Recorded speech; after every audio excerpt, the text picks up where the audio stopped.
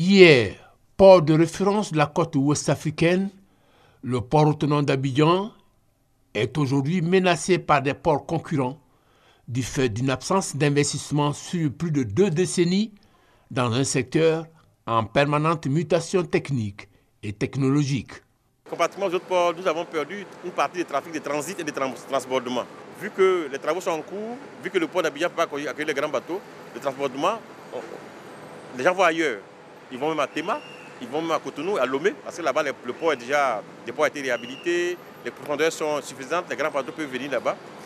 Pour le transit, on a perdu une bonne partie parce que face aux difficultés, beaucoup sont passés par le Ghana, beaucoup par le Togo. Que faire pour remettre le port à flot et en faire à nouveau le port de référence de la façade atlantique de l'Afrique et soutenir l'économie ivoirienne en pleine croissance? Yacouba Yensié, directeur général du port, a pris le pari d'investir dans l'amélioration de l'existant. Le port autonome d'Abidjan a fait un schéma directeur entre 1997 et 2000.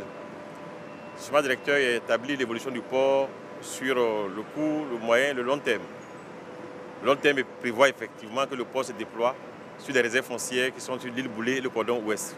Mais aussi faut-il avoir des voies d'accès. Sur l'île Boulé, il faut un pont. Il n'existe pas encore. Cordon ouest, il faut soit un pont entre l'île Boulé et le cordon ouest ou un tunnel sur le canal de Vridi. Ça n'existe pas encore. Je précise aussi que dans ce schéma directeur, la phase intermédiaire était l'extension du port sur l'existant, l'optimisation de l'existant. Finalité de cette vision, reconquérir la compétitivité du port autonome d'Abidjan à 2 ans du curseur de l'émergence. Voilà qui explique le niveau des investissements et leur coût. 800 milliards de francs CFA, le montant le plus élevé des investissements du PND, Plan national de développement, sur la période 2011-2017.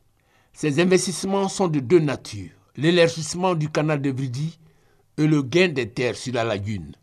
S'agissant de l'élargissement du canal de Vridi, il passe de 200 mètres à 350 mètres avec à la clé un impact socio-économique notable. L'élargissement et la rectification du canal de Vridi, parce que le canal de Vridi, son accès n'était pas droit et il fallait redresser ça. Si on ouvre le canal et que de très gros bateaux peuvent venir, il est clair que le nombre de conteneurs transportés en une seule fois devenant très important, ça va avoir une influence forcément sur le prix.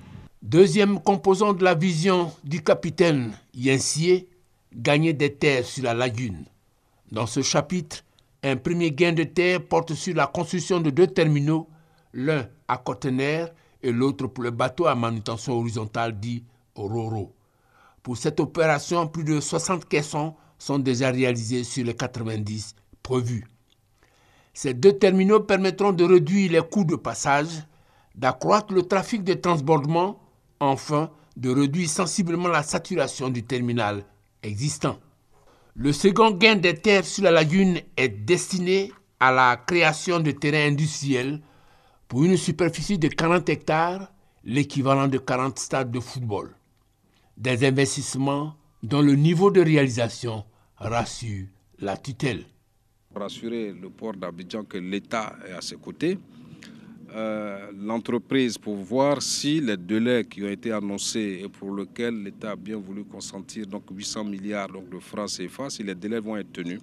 Mais un port, c'est aussi des voies d'accès. Pour entrer au port, vous passez par le pont Fauboigny ou vous passez par Port-Boué. Pour un grand port comme ça, ce n'est pas suffisant. L'État est en train de travailler, je crois, à trouver une autre voie de sortie qui partirait de Zimbabwe, Carrefour Solibra. Ça va nous donner une voie de sortie qui va nous soulager. Mais en attendant cela, il faut aider à ce que les camions soient ailleurs. Les camionneurs qui viennent du Burkina, qui viennent du Mali, et même ceux qui travaillent pour la Côte d'Ivoire, qui viennent dans la zone portuaire, il faut bien une zone où ils garent. Mais à défaut d'avoir une zone où ils garent, ils sont le long des boulevards, ils sont un peu partout.